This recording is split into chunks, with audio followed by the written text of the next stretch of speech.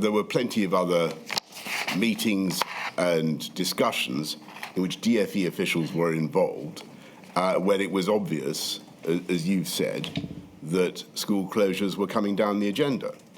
And it was always obvious to me that this was going to be one of the things we would have to consider.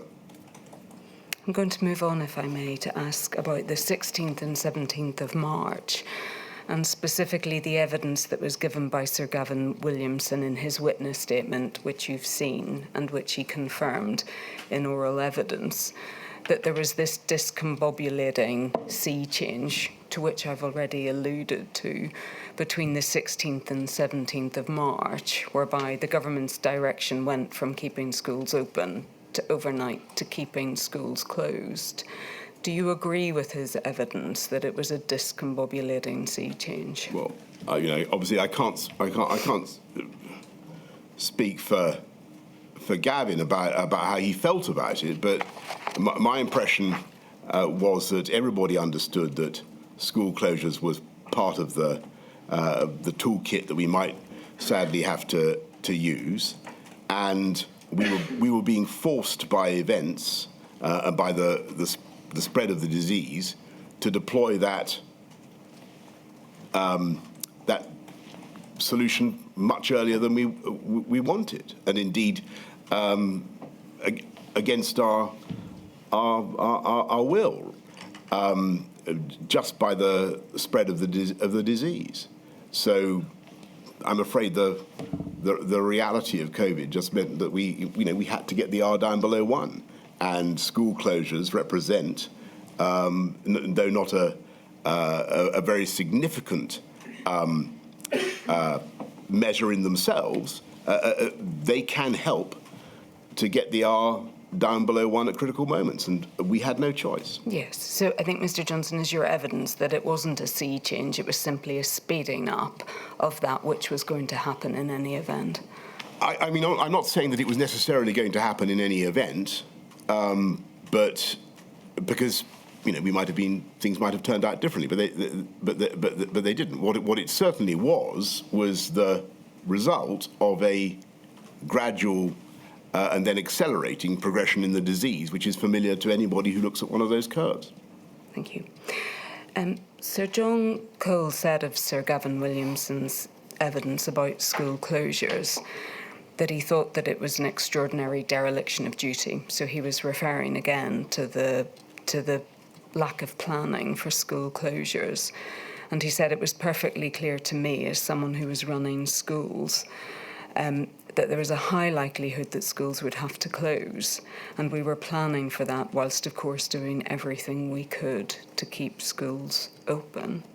If it is right to characterise the lack of planning as a dereliction of duty, do you accept that that's a dereliction that's shared by the whole of government and not just the Department for Education? Well, as I've tried to argue this morning, I think that the department, contrary perhaps to,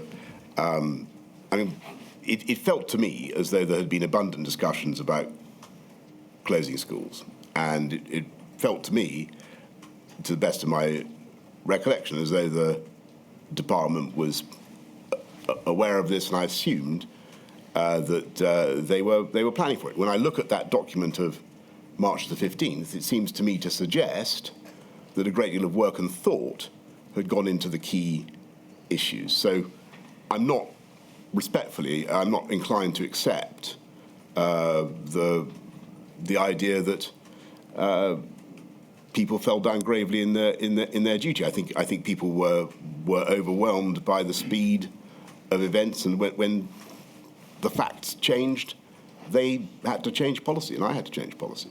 So you don't accept that the evidence from the then Permanent Secretary that there was no contingency plan for school closures, or there wasn't planning that focused on the potential for mass school closures, you don't think that that's a dereliction of duty? Is that what you're saying? Well, I can only repeat what I've just said. I understand. I know that Mr. Slater later resigned, I, though not over that matter as far as I can remember, I don't think, if you're the perm sec at the DFE, there's nothing to, there was certainly no, let me put it this way, there was absolutely nothing coming from the central government to say you must not on any account prepare for school closures. On the contrary, anybody looking at what was happening would have assumed that school closures was something that had to be encompassed and prepared for. And from what I can see of the department's thinking, they were indeed doing that.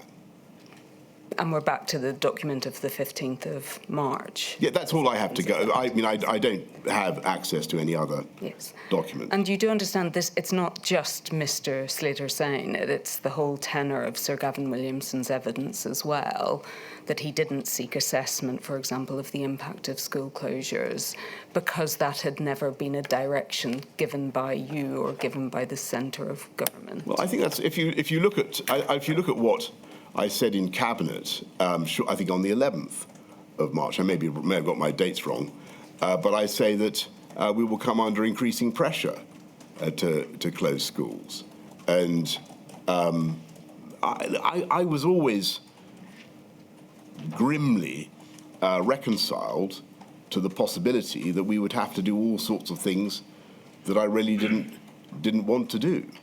But I was also determined to try and keep schools open if I possibly could. And, I've got to say that given the huge damage that the closures have done, and given the loss of life chances that they've caused, you've got to ask yourself now whether we could have found other ways of reducing the budget of risk from COVID. Could they, if they were 10 to 20% of the R, was there some way of doing it without school closures? Now, all the advice I was getting was absolutely not. You've got to do this, and that they, along with everything else, school closures were unavoidable, and that's certainly how it seemed to me then.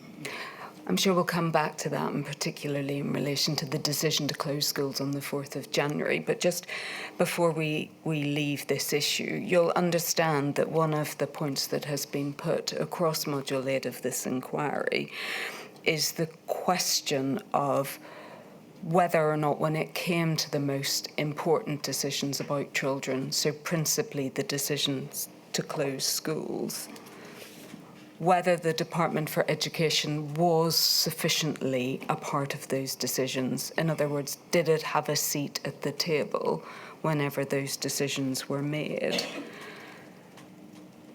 Do you recognise that as a problem in the decisions that you made to close schools? The absence of the DFE at the table? Yes, and because the Secretary of State for Education is ostensibly the minister who represents children's interests in government.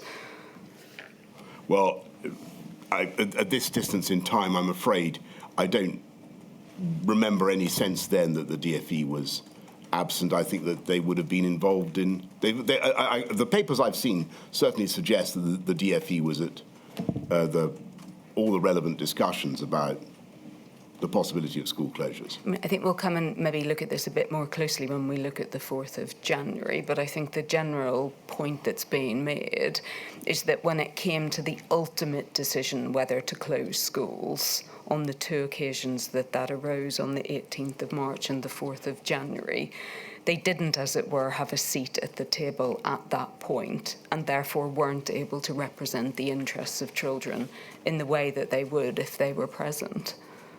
Well, I'm so sorry, I can't comment on that because it doesn't. I don't remember that. Normally speaking, that you'd expect a cabinet decision to include everybody. Well, I think we'll come to whether they were cabinet decisions or whether effectively they were decisions taken by you and then communicated to cabinet. But if I can, I think it goes to a broader question Yes. of whether children's interests were sufficiently well represented when you made those decisions. And whether you have any reflection on that now as to whether you think that's the case.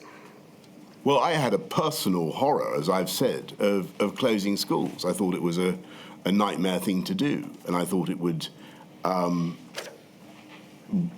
do a lot of